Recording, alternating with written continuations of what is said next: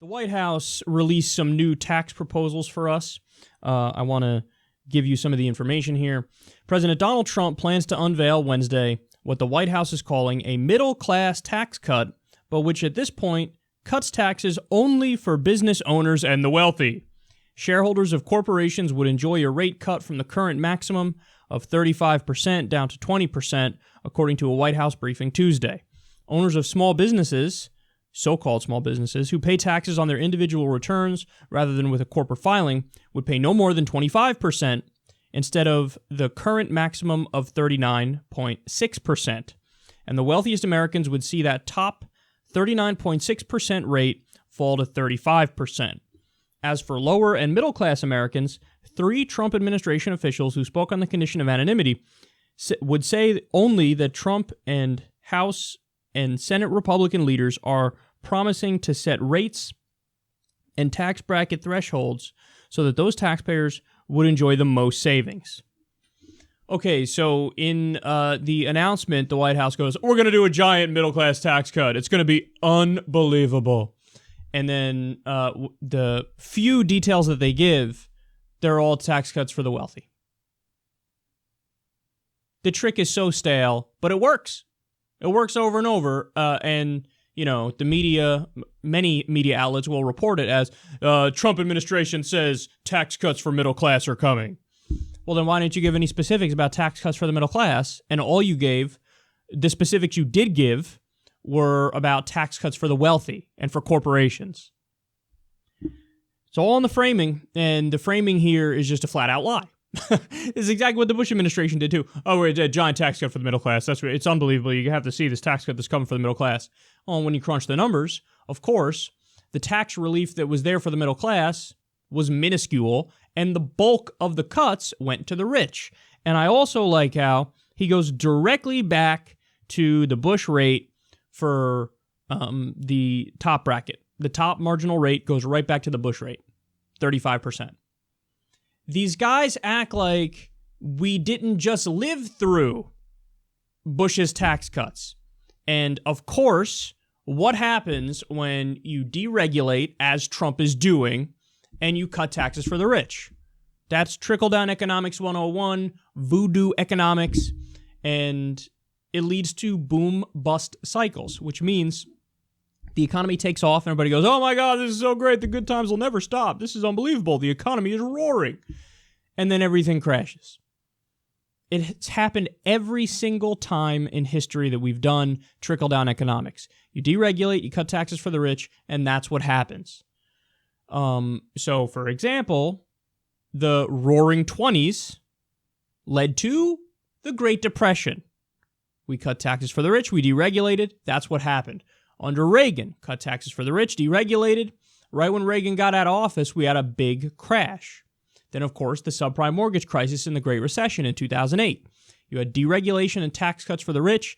Deregulation started under Clinton, continued under George W. Bush. George W. Bush also cut taxes for the rich to the exact rate Trump wants to do now.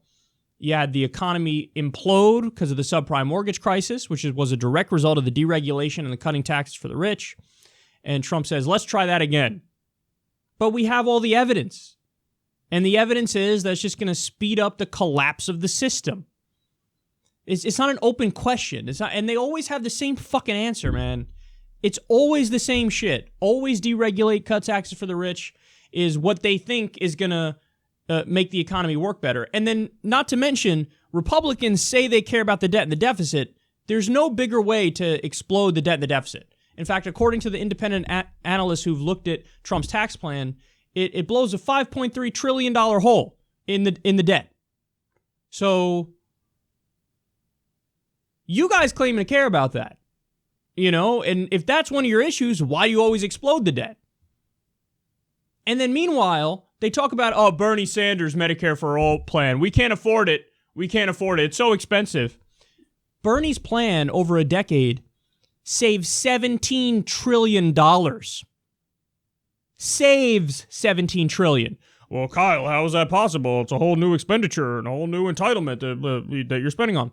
Yes, but guess what? When you get rid of the current system the way we do it with for-profit private insurance companies. So there's no more premiums, no more copays, no more deductibles, and there's no more rapacious price gouging for-profit middleman. What happens? You end up saving money. The overhead costs on Medicare, a government-run healthcare system, it's about 2% overhead costs. The overhead costs for the private sector, about 12 to 14%. So you're saving a gargantuan amount of money. So Bernie's plan saves money. Trump's tax cuts add $5.3 trillion to the debt. And again, you're not going to see the framing of how do we pay for it? How do we afford this? How do we afford this? And this is class warfare because it is redistribution from the middle class and the poor to the rich. Another part of this that they unveiled in estate tax cut, or I think it was the elimination of the estate tax. So I'm going to get to more numbers on that one in a second in a different segment. But I want to give you one more fact about the plan that they're talking about. They go on to say the White House wants to take the current 7 brackets that range from 10% to 39.6%, and they would make those 3 brackets. Now, again, this is a way, how do they pitch this? They go, we're simplifying the tax code. Who doesn't want to simplify it, right? I mean, simplifying it, it's very complex, and we just want to simplify it. Who could be against simplifying the tax code? And they make people nod along, oh, yeah, totally, we got to simplify it. I don't know what you mean, totally, absolutely got to simplify it. But guess what? The brackets range from 10% to 39.6%, but they would start at 12% and go to 35%. So think about that for a second. The low bracket was 10%. They want to make the low bracket 12%, which means what's happening to people in the lower bracket? They are getting a tax increase. And there are way more people in that lower bracket than in higher brackets, because half the country makes $30,000 a year or less. So, classic Republican sleazy tricks. Oh, you don't even get it. What we want to do is we want to cut tax for the middle class. That's what all this is about. Well, then how come when we go to your proposal, all the specifics are cutting taxes for the rich and not cutting taxes for the middle class and the poor? If anything, you're raising taxes on them because you're making their bracket, many of their bracket, lower middle class from 10% to 12%. And then we haven't even gotten into the fact that the tax burden that corporations used to pay was a lot more than it is now. It used to be like 33% of the tax burden, the federal tax burden, was paid by corporations. Now it's like 9%. And they say, oh, we've got to cut taxes on corporations. Are you kidding me? And they'll frame it as, it's all about, no, competition. That's what it's all about. We got to make the U.S. more competitive. Anytime you hear people talk about growth, you hear people talk about more competitive, these are all buzzwords because that doesn't mean it's going to get better for your average person. That doesn't mean it's going to get better for the middle class. Pro-growth means more profit to pad the bottom line for the corporations. Well, that doesn't translate into better wages for people, higher quality of living.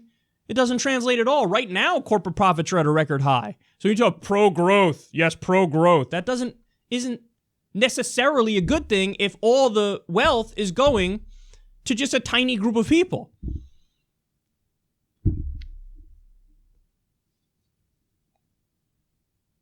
They're just con artists. That's what this is. They're pitching it as good for regular people, and it most certainly is not. All the evidence proves that. So, remember when he said, I'll make sure the forgotten man will never be forgotten again. Well, he's doing exactly that here. He's forgetting the middle class guy, the average guy, poor people. Of course, poor people. Republicans don't give a shit about poor people. Elected Republicans despise them.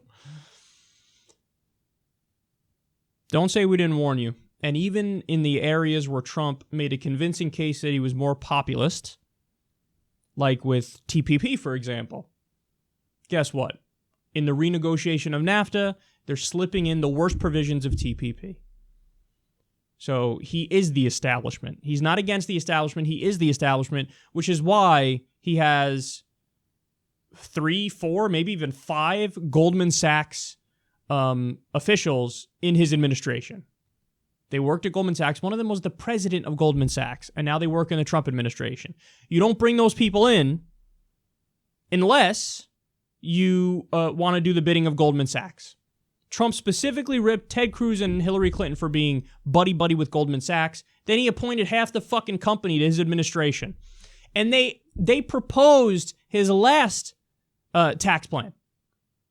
They wrote it and they proposed it. They go out there and say, yeah, here, the guy from Goldman Sachs is presenting the plan. And also, by the way, another trick they're going to do is with infrastructure, they're trying to privatize it and hand it all over to Goldman Sachs and Wall Street bankers. Terrible. Their tax plan is unconscionable. If I'm the Democrats, I go with a hard hell no on all this stuff.